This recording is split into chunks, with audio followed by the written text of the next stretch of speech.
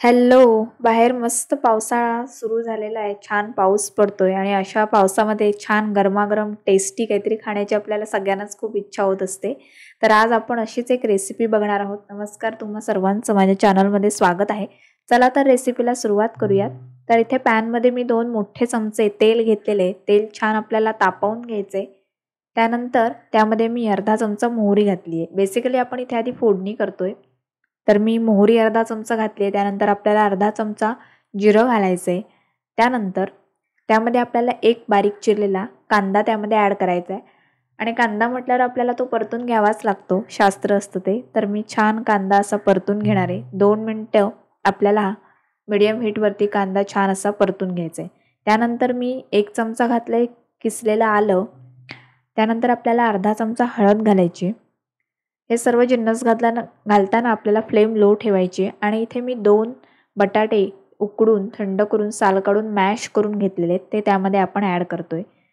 तर व्यवस्थित असे मॅश केलेले बटाटे मी ॲड केलेत आणि आपल्याला हे छान यामध्ये मिक्स करून घ्यायचे. तुम्ही पाहू शकता मी व्यवस्थित मिक्स करून घेतले. आता आपल्याला यामध्ये ॲड करायचं आहे चवीप्रमाणे मीठ आणि लाल मिरची पावडरसुद्धा मी अर्धा चमचा त्यामध्ये ॲड केलेली आहे.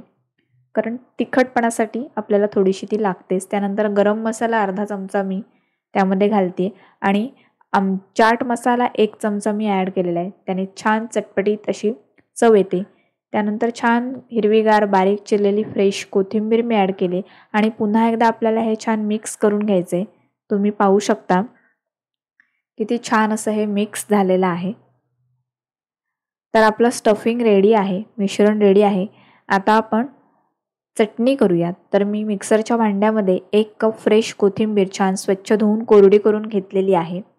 त्यानंतर त्यामध्ये आपल्याला 1 हिरवी मिरची, थोडंसं आलं, 1 ते 2 इंच आलं, त्यानंतर चिंच आणि त्यानंतर 2 चमचे मी इथे शेंगदाणे घातलेत आणि अर्धा चमचा आपल्याला साखर आणि जिरं ॲड करायचे. त्यानंतर चवीनुसार आपल्याला मीठ घालायचे आणि थोडंसं आपल्याला त्यामध्ये पाणी ॲड करायचं आहे. तर 1 ते 2 चमचा मी पाणी घातलेलं आहे आणि छान आपल्याला हे ब्लेंड करून घ्यायचं आहे, मिक्सरमध्ये वाटून घ्यायचं आहे. आहाहा! छान हिरवीगार आपली चटणी रेडी आहे. चला तर मग आपलं स्टफिंग रेडी आहे, चटणी रेडी आहे. तर आता सँडविच करूयात. तर इथे मी 4 ब्रेड घेतले. 2 ब्रेडना त्यापैकी चटणी लावली आणि 2 ब्रेडना आपण टोमॅटो सॉस लावून घ्यायचा आहे. तर अशा पद्धतीने मी चटणी आणि टोमॅटो सॉस छान असं स्प्रेड करून घेतलं आहे. त्यानंतर आपल्याला त्यावर आता स्टफिंग भरायचं आहे. आपण जे बटाट्याचं छान मिश्रण आलू स्टफिंग तयार करून घेतलं आहे, ते आपण 2 ब्रेडना लावून घेऊया. तर अशा पद्धतीने व्यवस्थित पूर्ण ब्रेडवर पसरून घेतलेलं आहे. आणि आता आपल्याला हे ब्रेड एकावर एक ठेवून छान पद्धतीने टोस्ट करून घ्यायचे. तर चटणी लावलेल्या ब्रेडवरती मी स्टफिंग ठेवलं आहे आणि वरून ब्रेड दुसरा ठेवलेला आहे आणि त्यानंतर आपल्याला वरून बटर लावून घ्यायचे. बटर शक्यतो फ्रीजमधून बाहेर काढून ठेवायचं जेणेकरून छान मेल्ट झालेलं असेल.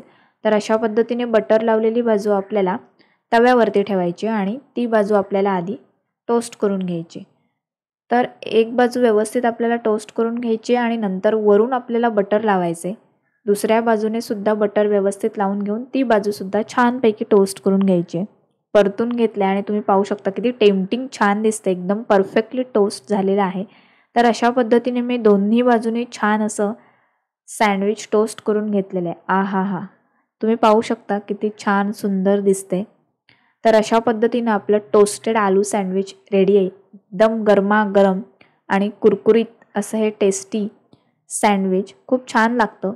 आपली चटणीसुद्धा आपण त्यासोबत केलेली आहे आणि हे टोमॅटो सॉस किंवा आपण जी चटणी केली होती त्याचबरोबर सुद्धा खूप छान लागतं. तुम्ही ही रेसिपी नक्की ट्राय करा. पावसाळ्यात विशेष करून नक्की ट्राय करा आणि तुमचा फीडबॅक मला नक्की कळवा. थँक्यू. बाय. आणि अशाच नवनवीन रेसिपीजसाठी आपल्या चॅनलला फॉलो करायला विसरू नका. थँक्यू.